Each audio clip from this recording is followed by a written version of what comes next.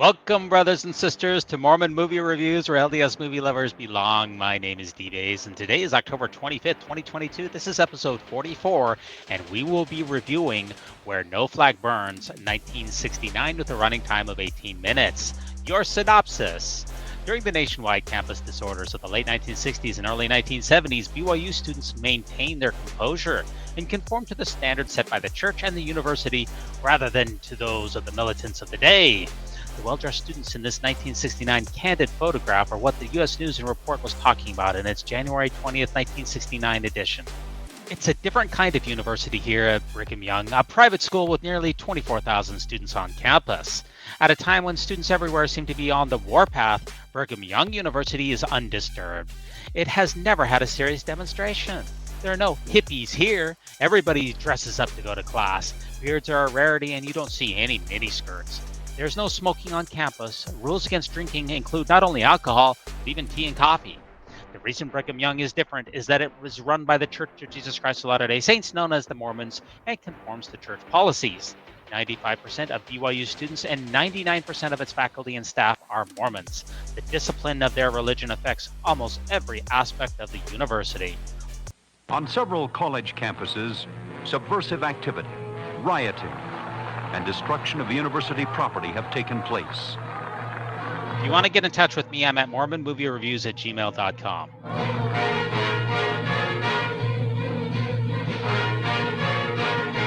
Law-abiding, stable Americans are concerned over the lawlessness, lack of faith in God, disintegration of family, weakening of integrity and decency that is taking place in our country today, concerned about the weakening of those principles upon which America was founded. This looks absolutely dreadful. Yeah, those principles upon which America was founded. We really, we don't want to change any of those, right? Like codified slavery or the disenfranchisement of women, or, only wealthy white landowners could vote, or the colonization and extermination of the American Indians. We would hate to change any of those principles upon which the country was founded. Looks like the Constitution here is hanging by a thread. Where are those Mormon elders when you need them? Dreadful. Burning of the flag. But fortunately, there are many places in this great land where the opposite is occurring. Oh, good. Where the accent is upon the good, the positive. Yeah, so this is downtown Provo, Happy Valley, USA. And that's the bottom of the screen. That's the old Brigham Young Academy, which has now been turned into a library. Our story is about one of these places, a comparatively little-known community that comes on like a fresh breeze out of the west. Nice. One of America's outstanding universities sprawls on a green plateau between the Provo River and the rugged peaks of the Wasatch Range. Founded in 1875 by the tough patriarchal man whose name it bears. Brigham Young, he was horribly patriarchal, completely sexist, and unabashedly racist. He was a Confederate general. BYU would have been forced to change his name long ago. Brigham Young University combines the traditions of the past with the learning of tomorrow. The traditions of the past, like the evils of condoms and birth control, with the learning of tomorrow, like how evolution is actually Satan's plan. So it's kind of a 2-for-1 that we've got going there. Producing young Americans who have deep feelings of patriotism and responsibility, who are neither unwashed nor immoral. Unwashed, I agree. In fact, many of these BYU students have been specifically washed from the blood and sins of this generation.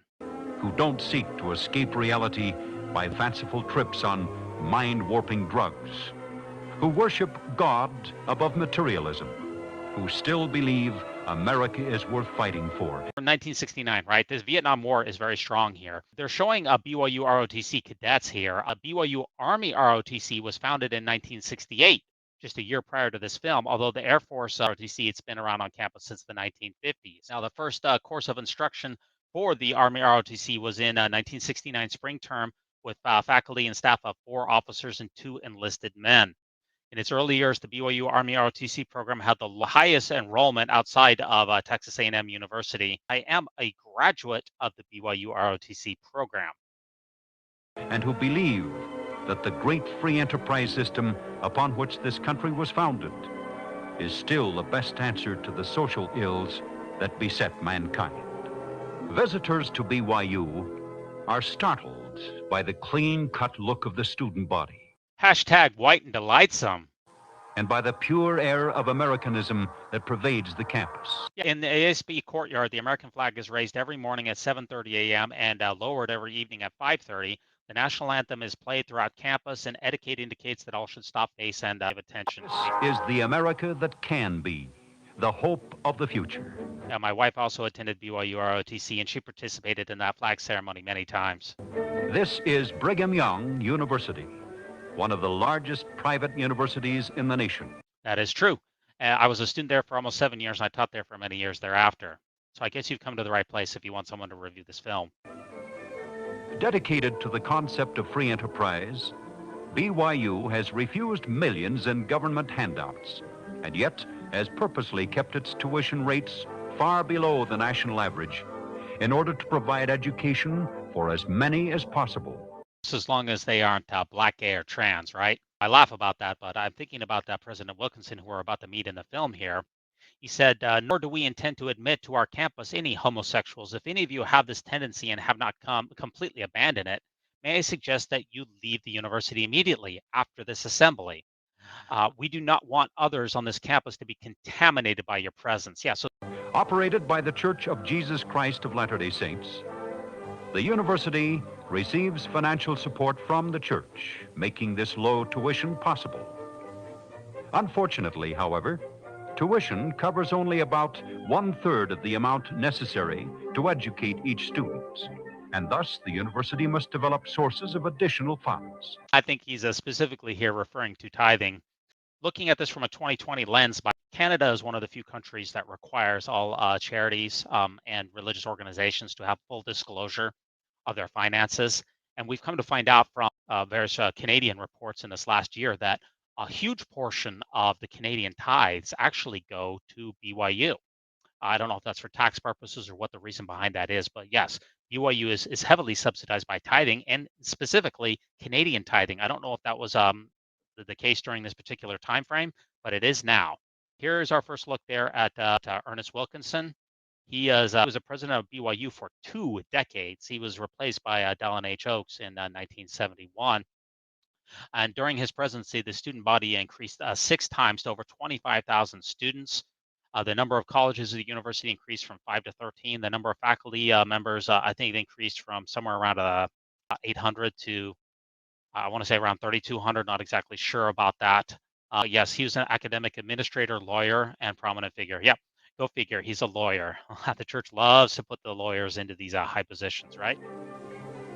One plan that is proving remarkably successful and rewarding, both to the university and to the donor, is the Deferred Gift Program, a plan whereby the donor invests cash, securities, or real estate in the university and receives in return a lifetime income for himself and his wife.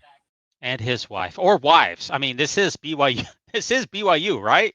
Plus substantial tax benefits. That is highly appreciated in value for us to look at. May I ask a question there, Rex, in connection with this real estate? Are we talking But about... let's be a bit more specific.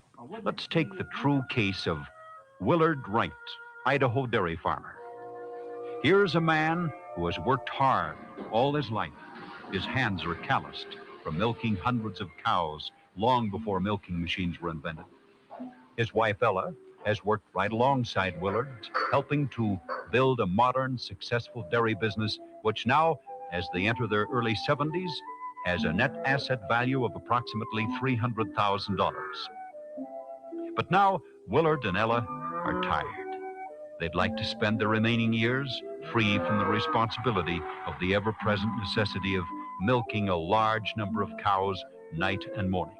But how? No, I don't know much about farming. I'm just a Mormon movie review critic. But maybe you just hire out some help, hire a manager.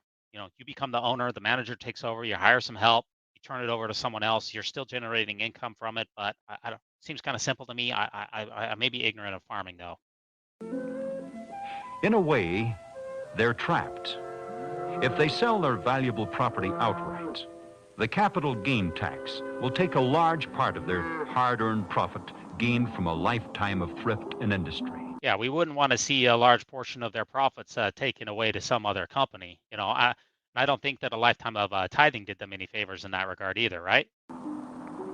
A local real estate man, who also happens to be a friend of BYU, hears of their dilemma and drops by just as the last cow is being milked. Now, thank God this realtor is cisgender and white. I mean, we don't want to send the wrong message here. Willard around? No, he's not around. Sorry. He's at a John Birch Society meeting. Like Elder Benson has repeatedly taught us, we got to stamp out those bastard communists. Am I right? Yes, he is. He's right out and back. Let's go see him. Okay. Maybe not. Hello, Willard. It's good to see you. Welcome to the farm, Stan. It's good to see you. Speaking of the farm, that's what I came to talk to you about. How would you like to give it to BYU? BYU needs my farm like I need a hole in the head. I may be an ordinary milk farmer, but I am not crazy. Yeah, he's not crazy. Wait, Willard, you do believe in Kolob, right? Okay, just checking. This is going to be one of the most interesting things you've ever heard. On the way to the house, the simple plan unfolds. How did you know that I was tired of keeping this place and afraid to sell it? Yeah, how did he know anyway? It's called the spirit of discernment, Willard. It's that same spirit in which the leaders of the church knew that Mark Hoffman wanted to sell valuable papers. It's that same spirit that has helped the realtor come to you. It's called the spirit of discernment, Willard. Get a clue. Actually, I heard about it from your nephew, Gordon. Gordon B. Hinckley? Man, this Willard guy, he's really connected. That's what I get for telling my troubles to relatives. Before I'm through, you'll thank Gordon for telling me about you. You really would like to get out from under all this responsibility, right? Oh, dear, yes. I'm sick and tired of cows of everything pertaining to them. But, Stan, we've got a bear by the tail here and daresn't let go. Elle and I have some other interests that we'd like to follow besides milking 100 cows night and morning. He might want to serve a full-time senior mission for the church. But, he's really worried that they might get sent to Africa, and he just doesn't want to be around Negroes whose skin has been cursed by God. I mean, Stan, I'm sure you can understand where he's coming from here. Ella, what would you say if I were to show you that by investing this bear by the tail, as Will calls it, by investing in BYU, you'd have a lot more security and more income than by selling the place outright? Where have I heard counsel like that before? Sounds vaguely familiar. You'd have time to do those things you've been wanting to do, not to mention peace of mind. Yeah, Ella, you can finally dedicate more time to the eradication of that satanically inspired Equal Rights Amendment. I know how much you've been fighting against that. Peace of mind? For getting out from under all this work and for helping in a worthy cause. BYU is one of the great universities in this country. And you'll always have the peace of mind in knowing that BYU admits no homosexual students whatsoever. Peace of mind. It's helping to build America, not tear it down. Yeah, and you probably want to donate your farm sooner rather than later, because BYU has been in a lot of hot water as far as accreditation is concerned, and it's probably going to get worse. So the time is far spent here, guys. Going back to what you said first, Stan, tell me, how does your deal beat selling outright? Now, I've been offered nearly $300,000 for my farm, and it's all clear, too. That's just the point. Suppose you did sell it for $300,000 and your buyer gave you cash for it. You'd have a whopping capital gain tax to pay. Now, by offering this as a gift to BYU, we can set you up on a life income retention trust that will provide an income for you and Ella as long as you both live. And best of all, you'll be able to continue to pay tithing to the church until your dying breath. And here's the beautiful part. By declaring this as a gift, you receive a nice charitable contribution deduction on your income tax, which can be carried forward for 6 years if necessary. And best of all, you don't pay 1 red cent capital gain tax. Let's have a quick discussion of the capital gains here and how it relates to these folks. First of all, what is capital gains tax? Capital gains is the amount of tax owed on the profit, that is the capital gain you make on an investment or asset when you sell it. It is calculated by subtracting the asset's original cost or the purchase price plus any expenses incurred from the final sale price. Let's talk about how much is a capital gains tax in real estate. Calculating capital gains tax in real estate can be complex. The tax rate depends on several factors. First of all, your income tax bracket, your marital status, how long you've owned the home, and if your house was your primary residence, a secondary residence, or an investment property. Now, the example that is actually in this article is actually pretty close to what we're seeing in the movie here. So Note, the tax is only assessed on the profit itself. So let's say if you purchase a house 5 years ago for $150,000 and sold it today for $225,000, your profit would be $750,000. Remember, they said that the home was worth $300,000. So, I mean, this example here is somewhat close. This is a simplified example since there's also deductions that you could take that would make your capital gains tax be smaller. If your farm had a lot of expenses, you can deduct those as well, but we're not going to get into that, such as qualifying home improvements, sale closing costs that would effectively reduce your net profit. If you would need to report the home sale and potentially pay a capital gains tax on the $75,000 profit. So for the tax year 2022, if you had a taxable income between $40,000 and $500,000, I know this is 2022, but this is the best I could do as a single filer or as a joint filer for about $500,000 for marital joint filing, you would pay 15% of the $75,000 or a whopping $11,000. Okay, so this is somewhat similar to the example that we're seeing of a home worth $300,000 that it appreciated over time. We're not talking about a huge number here. Okay, it's a $300,000 home, and I don't know, maybe they're paying 20 grand in capital gains tax. There's another advantage also. At the time of your death, the value of your farm can be deducted from your estate, which will reduce your estate taxes. And instead of your farm going to bless your children and grandchildren, that money will go straight to BYU. And you're going to like this, to purchase new gay conversion electroshock therapy equipment. And here's a picture. I mean, this equipment isn't cheap. You can just sleep really well at night knowing that your money is going towards really helping these gay BYU students, one inspired shock at a time. Now, come over here, Will. There's something I can show both of you. Here in summary are the benefits you will receive from such a plan. First, an income for life. You'll be free from operating the farm. No capital gain tax to pay. You'll receive a charitable contribution deduction for 6 years. You have an important savings on estate tax. And last but not least, you'll be helping a great center of learning, Brigham Young University. I'll tell you what I'll do, Stan. I'm going down to see my lawyer tomorrow. And if this BYU plan of yours is all that you say it is, then you've made a believer out of me. Hey, Will, forget the lawyer. Just pray about it. Moroni's promise, hashtag Moroni's promise, right? How about you, Ella? He talked about estate tax, which is different than the capital gains tax. The capital gains tax is the money that, or, when the gains that you made in your capital, your home or your farm started at one price, you bought it for this much, now it's worth this much. That's capital gains on that. But then he's also talking about the estate tax. Estate tax is who pays and how much. I actually did a bit of research on this too. When a person dies, their assets could be subject to estate taxes and inheritance taxes, depending on where they live and how much they are worth. Typically, inheritance taxes are only in red states. While the threat of estate taxes and inheritance taxes does exist, in reality, the vast majority of estates are too small to be charged a federal estate tax. 2021, it's like $11 million. Now, I tried to look it up for this time frame here, and I actually think that the estate tax, this is from the IRS website here. This is talking about estate tax exemptions and tax rates. Now, it's $10 million today, but actually back in the time frame of this movie, it was only $60,000. So only the first $60,000 of your estate when you die would be exempted from federal taxes. Now it is much, much higher. Hardly anybody is caught up with the estate tax now. But back then, it actually is a real something actually to consider. And your initial tax rate could be 3%, but your maximum tax rate could possibly, depending upon your income there, be 77%. So it does seem like estate taxes are really a thing back then. Willard became a believer, all right, and so did Ella. And there are many, many others all over this land.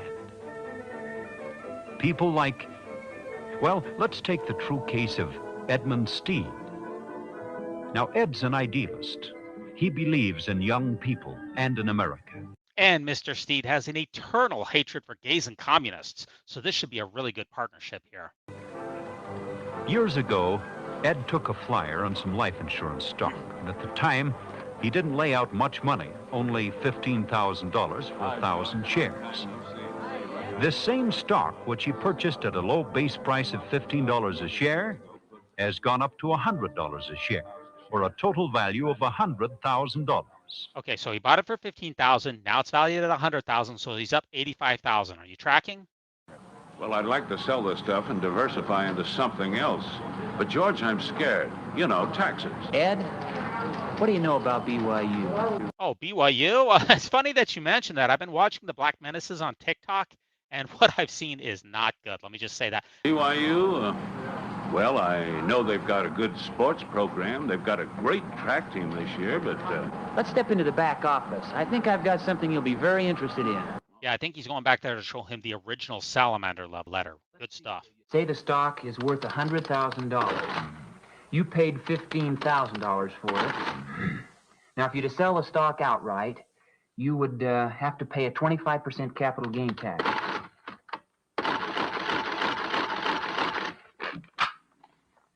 In other words, Ed, you would receive only $78,750 after paying your capital gain tax. Right, he'd have to pay $22,000 on the 85. So he made 85. He has to pay 25% of that. So that's around $22,000. That's why we're at $78,000. What is the capital gains tax? It's a levy on profits that an investor makes when an investment is sold. And that could be either a home or that could be stocks as well. Now, the long-term capital gains tax rates for 2021 and 2022 are 0%, 15%, or 20% of the profit, depending on the income of the filer. The income brackets are adjusted annually. So he's saying that he had to pay 25%. Now, I don't know what the rates were back in 1969 on capital gains. I don't know if they've gone up or down. But at any rate, it is safe to say that if he is paying 25% on his capital gains, then he was probably in the top bracket. So it is very, safe for me to assume that Mr. Steed, he's an extremely rich fellow. He is probably a top bracket guy. I was afraid of that. Ed's friend detailed the advantages of BYU's deferred gift program. By making these securities a deferred gift to BYU, you will save $21,250 capital gain tax. You will receive $46,430 charitable contribution deduction, which may be spread over a 6-year period. Then your estate will receive a $100,000 exclusion upon your death or that of your wife. And best of all, you will both receive an income from this stock as long as you live. Now, not possible to see what kind of a deal is actually offered here. We can't really evaluate either of these first two deals because they don't give us the number. We don't hear the annual amount that George is going to receive in his annuity, so we can't break down this offer and see if it is a sound offer or not. We're only just given a couple of concrete numbers about his taxes, but we're not given the yearly amount for his annuity. So I can't tell you if Mr. Steed is making a wise decision or not. But not all help from Brigham Young University comes from the West. In New York City, friends of BYU, reinforced in their allegiance by recent events at their local university, tell the BYU deferred gift story to Brent and Helen Harris. Concerned over student rioting, flag burning, the anti-American attitudes of local professors. Flag burning, rioting, anti-American attitudes, that sounds absolutely dreadful. Harris's instead, all these people in New York, they should be reading books sanctioned by LDS general authorities. For instance, like The Black Hammer with a foreword by the Honorable Ezra Taft Benson. That's a better plan. The Harrises, hearing about the BYU plan from their tax consultant, himself an alumnus, decide to give one of their properties to BYU. Of course, they're also interested in the tax benefits. The apartment was recently appraised at nearly $1 million, with a first mortgage of $500,000 against it. Its tax base just about equals the balance on the mortgage. But we're talking about this entire building. This is an apartment complex because the narrator said apartments. So the tax base of a property is the assessed value of a property, the amount that you're going to need to pay every year to your state and or local municipalities and governments. So from what we're hearing, it appears that the Harrises have $500,000 in equity on the building. Now, if this property's valuation is increasing as we're told, and there's a high occupancy rate in the area as we're also told, then BYU really needs to come in with a great offer for the Harrises. It's located in an area of advancing real estate values with a good rate of occupancy. Well, the usual happy ending. The apartment building was turned over to BYU under a life income retention trust, with Brent and Helen receiving income from the property as long as they should live. And very important to them, is the knowledge that their gift will be used as a memorial to their name to further the education of youth for many years to come. So the Harrises, if they give this property to BYU, they will do so in a trust. BYU then owns the property and executes the terms of the trust. And of course, that means that when the Harrises die, they're not going to pass on this property to their children or anyone else. This property will be owned by BYU. Listen to the words of Paul Harvey, noted news analyst and commentator, about his visit to the campus. I don't know what I'd expected. This invitation had been routinely accepted. I welcomed an opportunity to assist any campus effort to accentuate the positive. Paul Harvey, he came to BYU as a nationally noted columnist and a radio commentator, and he was greeted by the student body president here, Paul Gilbert, when he came to campus to speak at the Freedom Festival sponsored by BYU students on December 7th, 1967, and that's also Pearl Harbor Day. Now, this was done in the George Albert Smith Fieldhouse. Now, viewing the thousands of students who had gathered for the reaffirmation of their patriotism, Harvey said, "This is what I call a demonstration." And reporting on BYU in his broadcast the next day, he said, "These days, many young eyes are prematurely old from countless compromises with conscience." But perhaps it was the subtle dynamism, the contagious enthusiasm of my escorts which began to take hold of this travel-weary reporter. Each eager, handsome young face mirrored a sort of sublime assurance. These days, many young eyes are prematurely old from countless compromises with conscience. Yes, many compromises with conscience, but BYU never compromises, even if it loses accreditation. Not going to compromise. But the young lads and ladies of BYU have that enviable head start which derives from discipline, dedication, consecration. A head start. Is this just not literally the definition of white privilege? That these BYU students start with a head start. I'm just asking. I'm not an expert on it, but it sure sounds like white privilege to me. For that campus, literally and figuratively, is built on rock.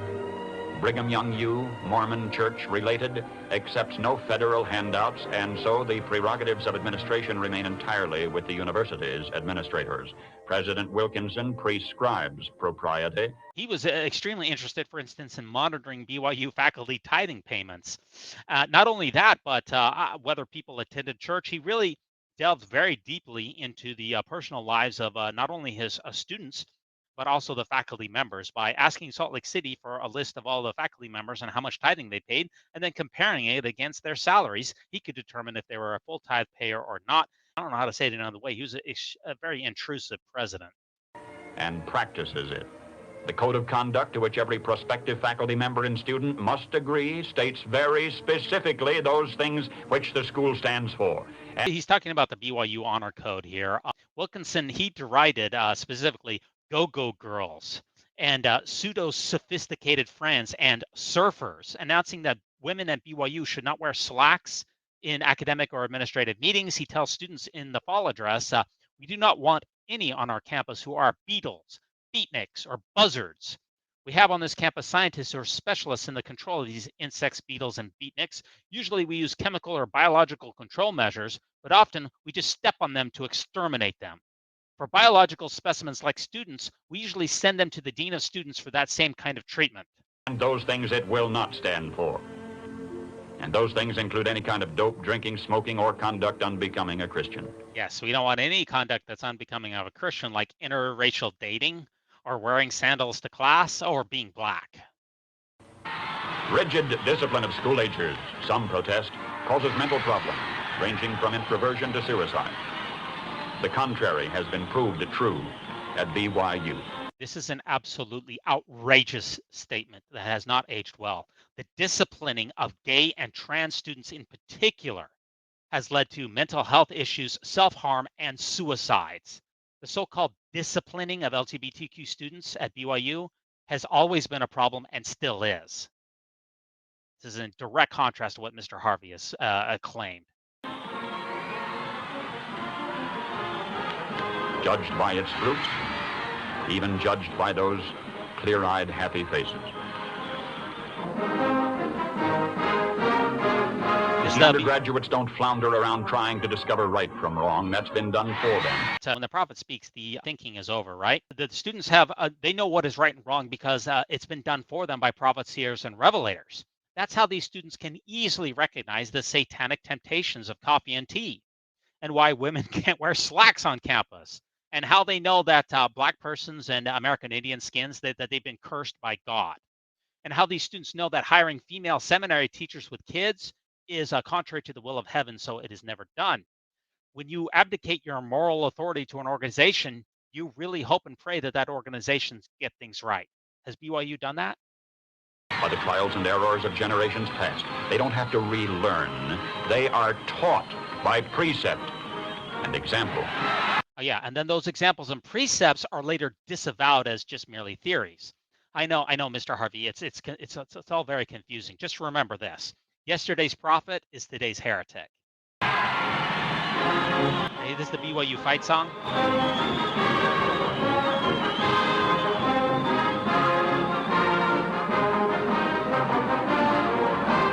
We're in the Smith Field House here because the Marriott Center had yet to be built for another 2 years. Seminar, and Paul Harvey was questioned from all directions. Discerning questions, some devastating, but all polite. And even here in press conferences, as everywhere, the proceedings there began with a refreshing petition in prayer. Yes, and that petition and prayer was offered by a white man because women couldn't pray in sacrament meetings until 1978, 9 years later, and not in General Conference until 35 years after that. And then last night, that unprecedented crowd of 15,000 jammed the gigantic field house to the rafters. 200 musicians and 1,000 voices and pageantry and an hour of Paul Harvey, and all to repledge allegiance to the world's last sweet land of liberty, and of it we sang. The spontaneity, the instant response of students and faculty to the words of a prayer or a pledge or a song. It was an evening like rededication celebrations used to be. Paul Harvey is quite a speaker, isn't he? And I just love these beehive hairdos. Again, this was a patriotic celebration, right?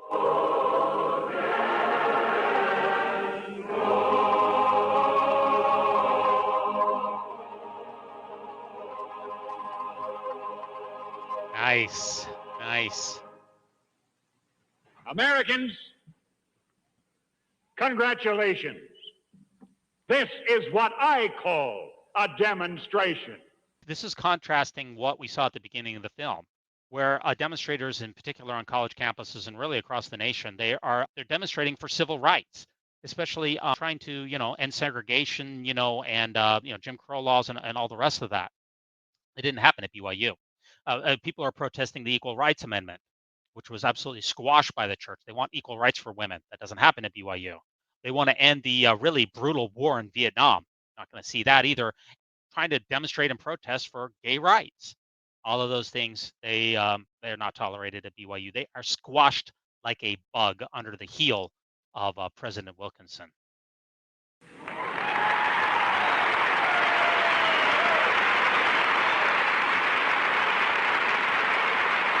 Now, it may not make news. A handful of beatniks with dirty beards hiding terminal acne could parade up and down in front of one of your public buildings with pornographic picket signs, and Time and Life and Look in the New York Times would all be here by 10 o'clock tomorrow morning. As is, all you get is me. He's quite the orator, isn't he? Oh, let's review the evils that he outlined. Beatniks, oh man, dirty, bad. Liberals, horrible. Pornography, yeah, the worst. Beards? I mean, it wasn't against the BYU Honor Code until the mid-1970s. Beards? Come on, man. Even in the Temple Endowment film that was shot in 1969, the actors had beards. So Brigham Young, he had a beard. Jesus had a beard. I mean, these are some real boogeymen that he's outlining here. But the worst of all is acne? Come on, man. Acne? Now that I think about it, I think that is what Elder Packer said was one of the three great dangers of the church was acne.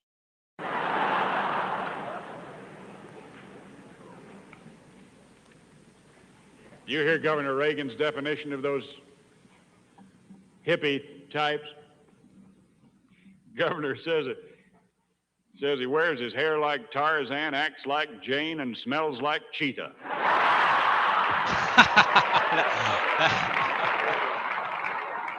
Oh man, he acts like Jane. Yes, we got to bash an effeminate man. Men need to be manly men. They can't be effeminate, right? Says he carries a sign reading "Make love, not war," and he appears incapable of either. That is good though, Paul Harvey. That is good. Good stuff there. The songs are ended, the melody lingers. But it is the faces I will see in my mind's eye until I die. The beautiful faces. The beautiful white faces of young people who know where they're going because they're following an example worth following. Wait a minute, time out there, Paul Harvey. Well, we should be following the example of Brigham Young. Paul, I don't know if you really want to go down that road, so take caution. Take caution, my friend. And along the way, day by day, renewing, reinforcing, revitalizing their mother faith and their fatherland. We have marching troops with the mother faith and the fatherland. I'm getting like either a Nazi or like a North Korean vibe here. This is a little creepy. Paul Harvey. Good day. Hey, what happened to the rest of the story? Paul Harvey, by the way, he came back to BYU for the commencement address in 1970. So they liked him so much for his appearance here that they invited him back. This program actually had a few alternate titles when I was researching it. When I came across a few of the alternate titles at this, instead of BYU where no flag burns, it's BYU where no gays thrive. BYU where no blacks learn. Actually, one of the other titles that got thrown out was BYU where no women lead. Or was it BYU where no dissent is tolerated? BYU where no progress is attempted.